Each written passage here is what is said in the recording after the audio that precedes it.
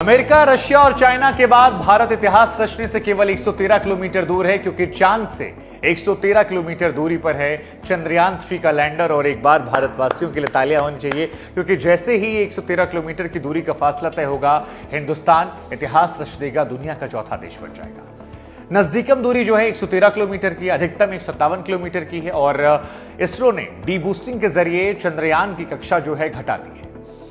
D boosting हम आपको बता दें, स्पेसक्राफ्ट की रफ्तार को धीमी करना कहते हैं। डी बूस्टिंग की जो प्रोसेस है वो 20 अगस्त को भी किया जाएगा। और इसके बाद लैंडर की चंद्रमा से जो दूरी है वो केवल 30 किलोमीटर रह जाएगी। और ये माना जा रहा है कि 23 अगस्त को शाम 5:47 पर सॉफ्ट लैंडिंग होगी। लेकिन अच्छी बात यह है कि लैंडर ने चंद्रमा की तस्वीरें जो हैं वो खींच दी हैं। इससे पहले 17 अगस्त को चंद्रयान 3 के प्रोपल्शन मॉड्यूल को लैंडर रोवर से अलग किया गया था। सेपरेशन के बाद लैंडर ने प्रोपल्शन मॉड्यूल ने कहा कि thanks for the right made. इस दौरान लैंडर पर लगे कैमरे ने, आपको बता दें, प्रोपल्शन मॉड्यूल की फोटो के साथ चंद्रमा की तमाम तस्वीरें भी खींची थी। लेकिन आपके जहन में कई सारे सवाल होंगे। सवाल हमें लगा कि उन सवालों के जवाब दिए जाएं। तो सबसे पहला सवाल जो आपके जहन में आना चाहिए कि ये डी बूस्टिंग कैसे की जाएगी।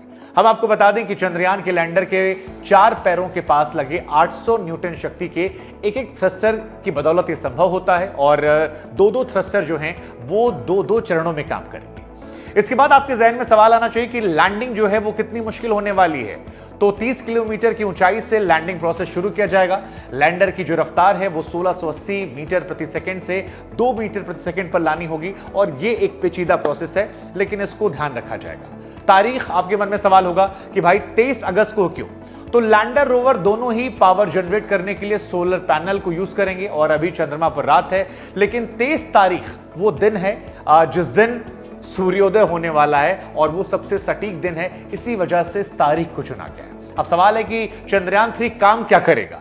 तो हम आपको बता दें, प्रोपल्शन मॉड्यूल धरती से आने वाले रेडिएशंस का अध्ययन करेगा। लैंडर रोवर सतह पर पानी की खोज सहित तमाम जो प्रयोग हैं वो भी किए जाएंगे। तो ये टेक्निकल जानकारियां हैं। लेकिन आपके जहन में सवाल होगा कि इन सारे मिशन से भारत को क्या मिला? इतना सारा पैसा जो हमने लगा दिया, इस पैसे का फायदा क्या है और क्यों लगा रहे? क्योंकि हमारे अड़ोस पड़ोस से आ रहा था कि हमें जरूरत ही नहीं है, दिन और रात पता लगना चाहिए चांद से।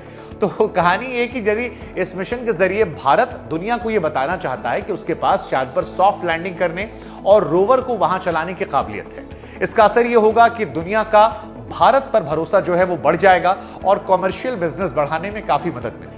भारत ने अपने heavy lift launch vehicle LVM-3M4 से चंद्रयान को लॉन्च किया है। इस व्हीकल की काबिलियत दुनिया को भारत पहले ही दिखा चुका है। तो भारत की दुनिया में मजबूती और ज्यादा होने वाली है।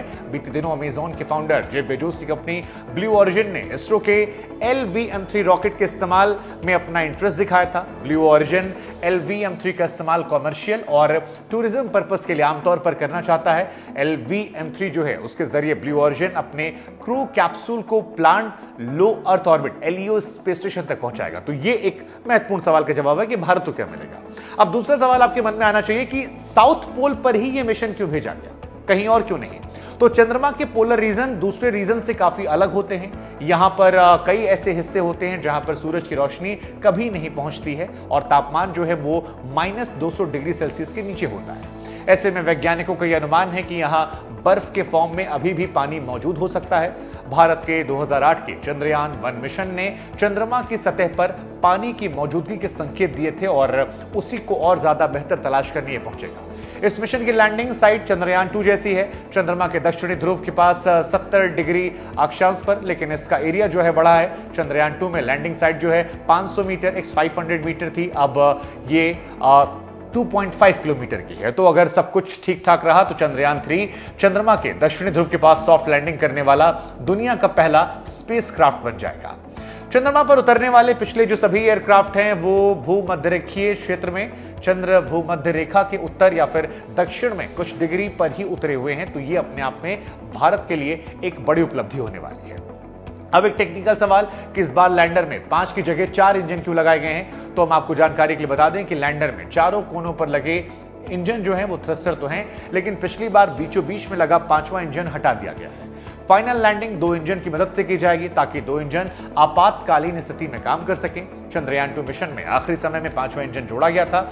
इस बार इंजन इसलिए ज्यादा हटा दिया गया है क्योंकि इंजन हटाने के बाद ज्यादा फ्यूल जो है वो चंद्रयान अपने साथ ले जा सकता है। तो ये भी अपने आप में खास है। अब आखिरी सवाल आपके मन में आएगा कि भाई केवल 14 दिन के मिशन के लिए ये लाखों करोड़ों रुपए क्यों लगा दिए गए हैं। तो आपको बता दें, चंद्रमा पर 14 दिन तक रात होती है और 14 दिन तक उजाला रहता है। जब यहां रात होती है, तापमान -100 डिग्री सेल्सियस से कम हो जाता है और चंद्रयान के लैंडर और रोवर अपने सोलर पैनल से पावर को जनरेट करेंगे। इसलिए वो 14 दिन तो पावर जनरेट कर लेंगे, लेकिन रात होने के बाद पावर जनरेशन की जो प्रक्रिया है वो रुक जाएगी। अब अगर पावर जनरेट नहीं होगा तो फिर जो डिवाइस है इलेक्ट्रॉनिक वो खराब हो जाएगा ठंड को झेलकर। इसलिए केवल 14 दिन का यह मिशन है।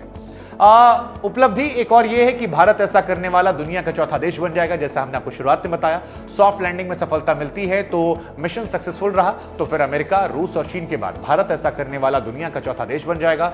अमेरिका और रूस दोनों के चंद्रमा पर सफलतापूर्वक उतरने से पहले कई उनके स्पेसक्राफ्ट क्रैश हो गए थे। हालांकि चीन ने जब 2013 में चांगाई 3 मिशन के साथ पहला प्रयास किया था तो वो अपने पहले प्रयास में सफल हो गया था। ये चीन की बड़ी उपलब्धि है और अब भारत अमेरिका, रूस और चीन के बाद ऐसा करने वाला पहला बड़ा देश बनने वाला है। यानी हम चौथे दुनिया के देश बनने वाले हैं और ये एक बहुत बड़ी उपलब्धि दुनिया में भारत की धाक को लेकर होने वाली है। इस खबर को लेकर आप कितने उत्साहित हैं और एक भारतवंशी होने के नाते आप कितना गौरवपूर्ण महसूस करते हैं। और वो जो आस पड़ोस से बयान निकल कर आ रहे थे जिसमें कहा गया कि हमें चांद पर जाने की जरूरत ही नहीं है, उतना पैसा बर्बाद करने की जरूरत ही नहीं है, हमें तो चांद दिख जाता है, उतना में पता लग गया कि कब दिन है कब रात है। ऐसे बयानों पर आप क्या सोचते हैं? फिलहाल इस बुलेटिन में इतना ही, लेकिन ऐसे इस वीडियो को जरूर शेयर कीजिए ताकि जो बुनियादी सवाल हैं, जो बुनियादी बातें लोगों के मन में उठ रही हैं, उन सवालों की जानकारियां तमाम लोगों को मिले। और बने रहिए हमारे साथ न्यूज़ बुक में। नमस्कार।